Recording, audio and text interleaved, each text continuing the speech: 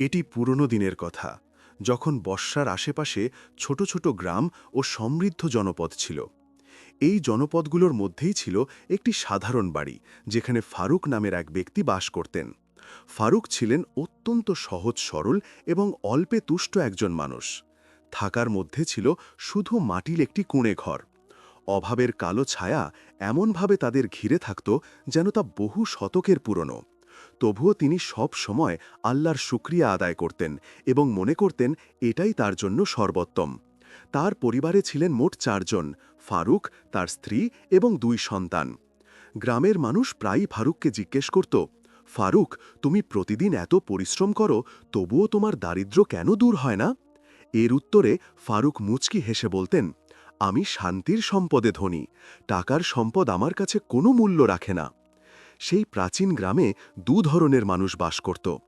একদিকে ছিলেন অত্যন্ত ধনী লোকেরা, যাদের ছিল প্রাসাদ সমবাড়ি এবং সব ধরনের প্রাচুর্য, আর তারা গরিবদের মানুষ বলেই মনে করত না। অন্যদিকে ছিল গ্রামের গরিব মানুষেরা, যাদের দুবেলা খাবারের জন্য কঠোর পরিশ্রম ও মজুরি করতে হতো। ফারুক ছিলেন সাদা পোশাকের ভদ্র এবং ইবাদতকারী একজন মানুষ। তিনি কঠোর পরিশ্রম করে যা পেতেন তা দিয়ে ধৈর্য ও কৃতজ্ঞতার সঙ্গে নিজের ও পরিবারের পেট চালাতেন।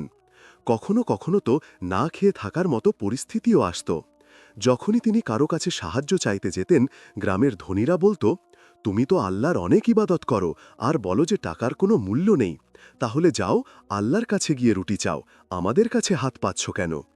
ধনী লোকদের এমন কথা শুনে ফারুকের মন ভেঙে যেত, কিন্তু মনে মনে তিনি মুচকি হেসে বলতেন, আল্লাহ সব দেখছেন, শুধু একটু ধৈর্য ধরো।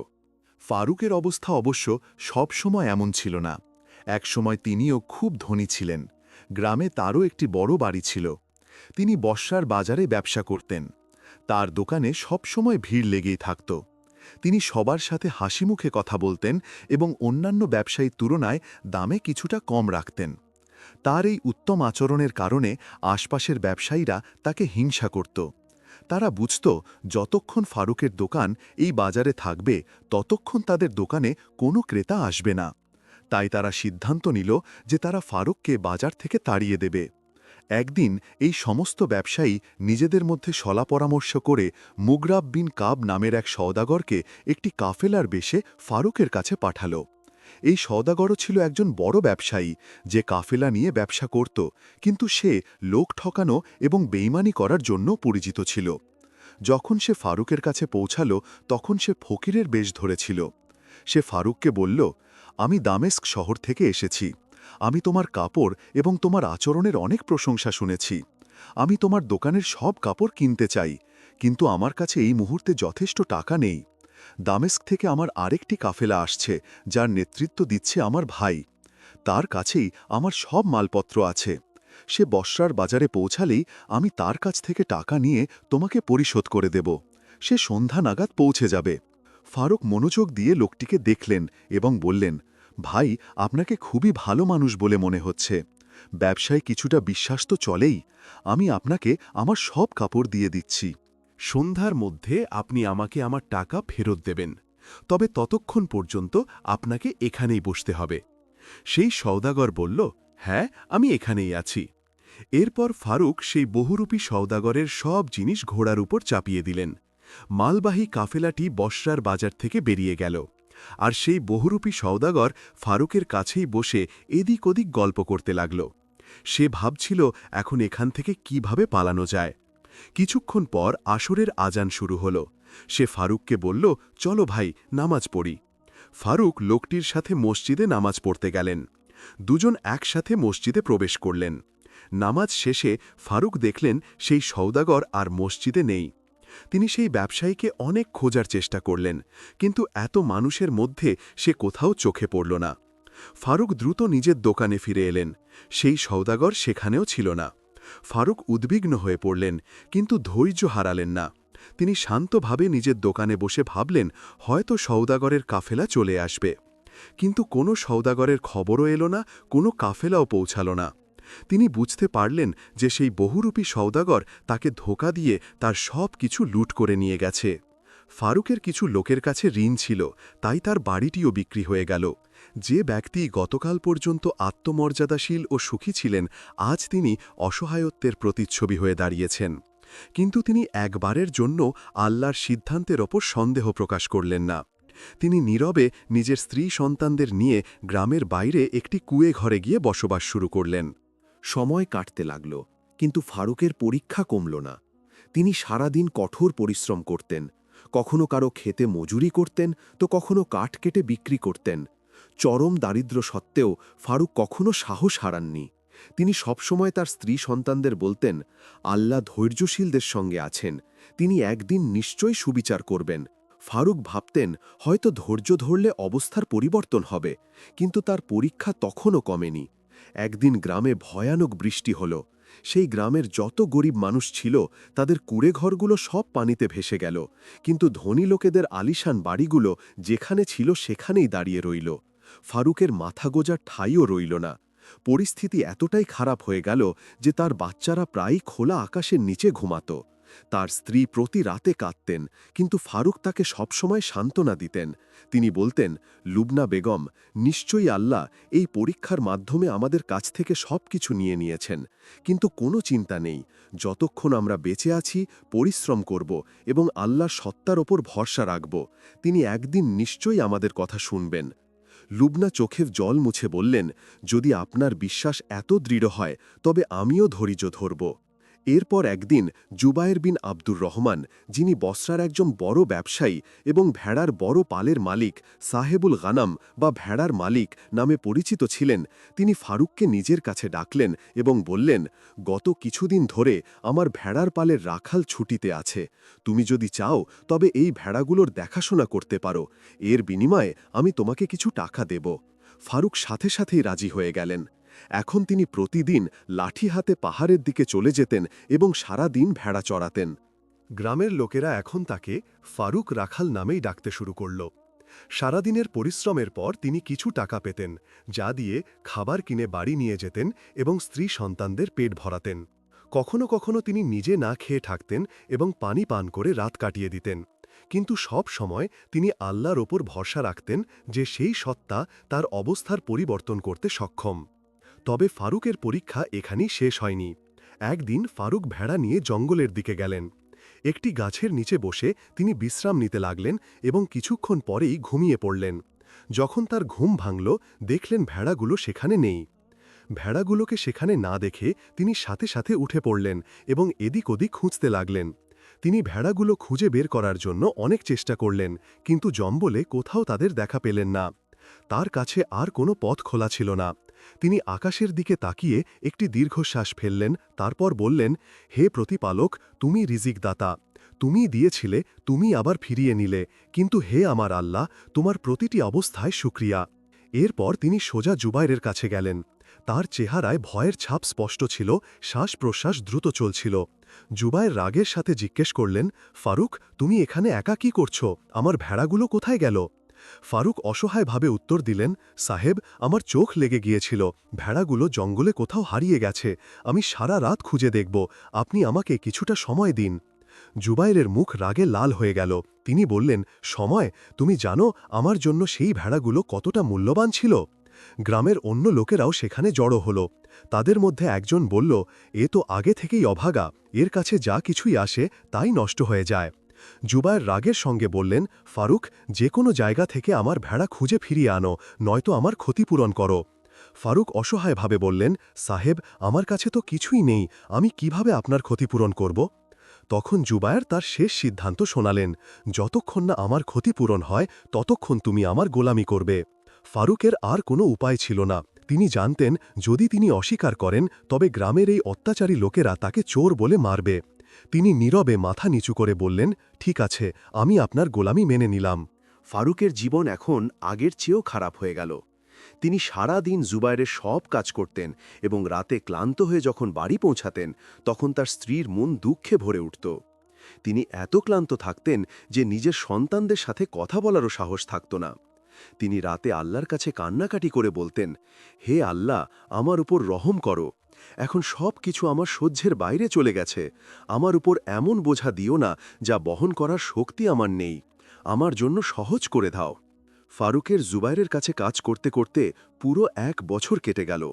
এই সময়ের মধ্যে ফারুক পুরোপুরি সততা ও নিষ্ঠার সাথে জুবাইরের সব কাজ করেছেন। জুবাইরের মনে হল যে ফারুক সেদিন মিথ্যা বলেনি। ভেড়াগুলো সত্যিই কোথাও হারিয়ে গিয়েছিল, আর সে নিজের কথা প্রমাণ করার জন্য 1 বছর গোলামির জীবন কাটিয়েছে। জুবাইরের মনে দয়া এলো। তিনি বললেন, ফারুক, আমি তোমাকে মুক্তি দিলাম। যদি কোনোদিন তোমার কাছে টাকা হয় তবে আমার ক্ষতিপূরণ পরিশোধ করে দিও, আর যদি না হয় তবে আল্লাহর সন্তুষ্টির জন্য আমি তোমাকে ক্ষমা করে দিলাম। ফারুকের চোখ থেকে অশ্রু গড়িয়ে পড়ল। তিনি জুবায়েরকে ধন্যবাদ জানালেন এবং সাথে সাথে বাড়ি পৌঁছালেন।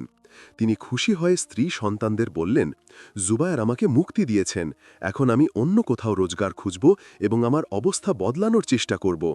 এরপর তিনি তার স্ত্রী সন্তানদের নিয়ে দামেস্ক শহরের দিকে রওনা হলেন।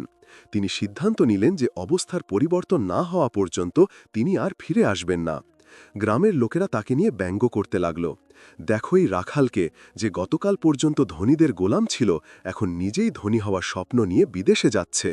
কিন্তু ফারুক ধৈর্যের সাথে লোকজনের কথা সহ্য করলেন এবং নীরবে নিজের সফরের উদ্দেশ্যে রওনা হলেন। দামেস্কে পৌঁছে তিনি একটি সাধারণ কুঁড়েঘরে থাকতে শুরু করলেন এবং দামেস্কের বাজারে দিন মজুরের কাজ করতে লাগলেন। একদিন মজুরি খুঁজতে খুঁজতে তিনি বাজারে এদিক ওদিক ঘুরছিলেন। হঠাৎ একজন লোক তাকে ডাকল। লোকটি দেখেই বেশ ধনী মনে হচ্ছিল। ফারুক দ্রুত তার কাছে গেলেন এবং বললেন, জি হুজুর, আমি আপনার কি সেবা করতে পারি? সেই লোকটি ফারুকের মুখ দেখা মাত্রই তার চেহারার রং পাল্টে গেল। চোখ থেকে অনুশোচনা ঝরে পড়তে লাগল এবং সে নিজের কাজের কথা ভুলে গেল। এই ব্যক্তিটিই ছিল সেই সওদাগর মুগরাব বিন কাব, যে বছরখানেক আগে বহুরূপীর বেশ ধরে বসরার বাজারে ফারুককে ঠকিয়েছিল।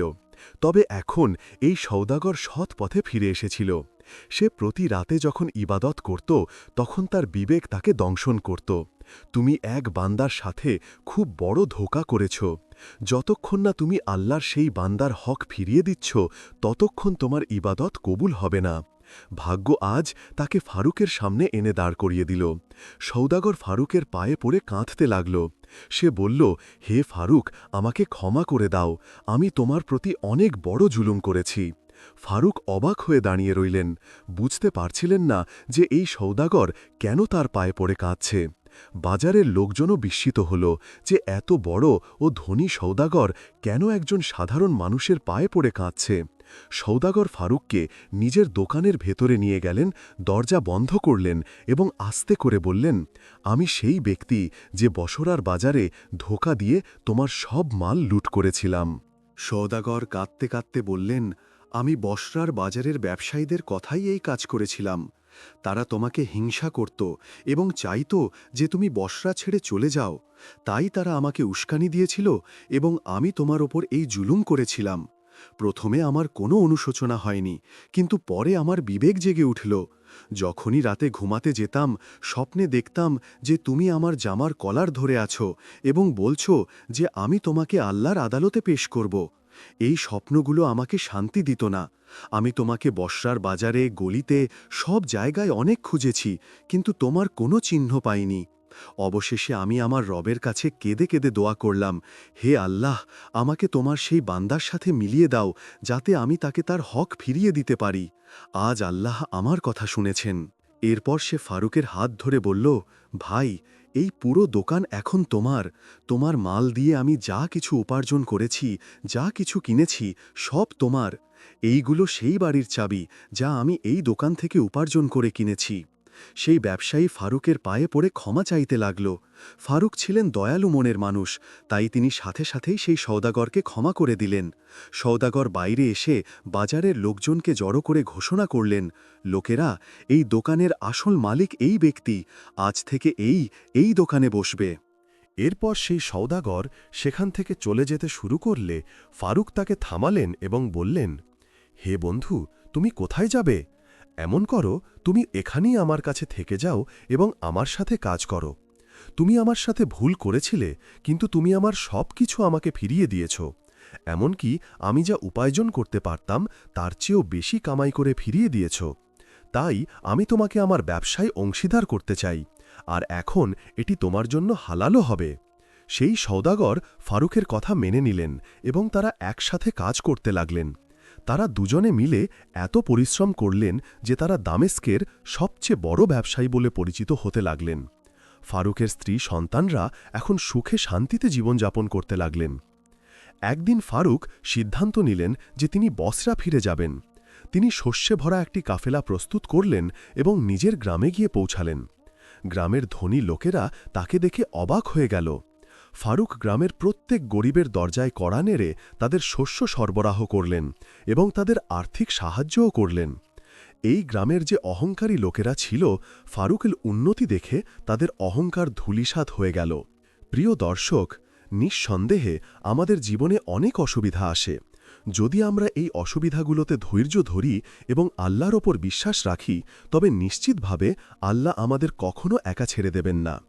দারিদ্র্য তো যে কোনো ব্যক্তির ওপরই আসতে পারে, কিন্তু দারিদ্র্যের মধ্যে থেকেও ধৈর্য ধারণ করা, এটাই হলো সবচেয়ে বড় গুণ। যখন কোনো পথ চোখে পড়ে না, যখন চারদিকে নিরাশা আর অন্ধকার ছেয়ে থাকে, সেই সময় আল্লাহর সত্তার ওপর মজবুত বিশ্বাস ও ভরসা রাখাই হল সত্যিকারের ঈমান। আর এই ঈমানের বদলা সেই সত্তা এমনভাবে দেন যে মানুষের জীবনই পাল্টে যায়। এরকম আরও শিক্ষণীয় গল্প শুনতে আমাদের চ্যানেলটি সাবস্ক্রাইব করে রাখবেন। ইনশাল্লাহ আপনাদের জন্য যাতে আরও সুন্দর সুন্দর ইসলামিক গল্প নিয়ে আসতে পারি, এজন্য দোয়া করবেন। জি, দেখা হচ্ছে পরে কোনো ভিডিওতে। এ পর্যন্ত আমাদের পাশে থাকবেন। আরেকটা গুরুত্বপূর্ণ মেসেজ, আমরা মুসলিম হিসেবে সবার উপর 5 ওয়াক্ত নামাজ ফরজ। আমরা 5 ওয়াক্ত নামাজ আদায় করব, রাসূল সাল্লাল্লাহু আলাইহি ওয়াসাল্লামের ওপর দরুদ পাঠ করব। আসসালামু আলাইকুম ওয়া রাহমাতুল্লাহি ওয়া বারাকাতুহু।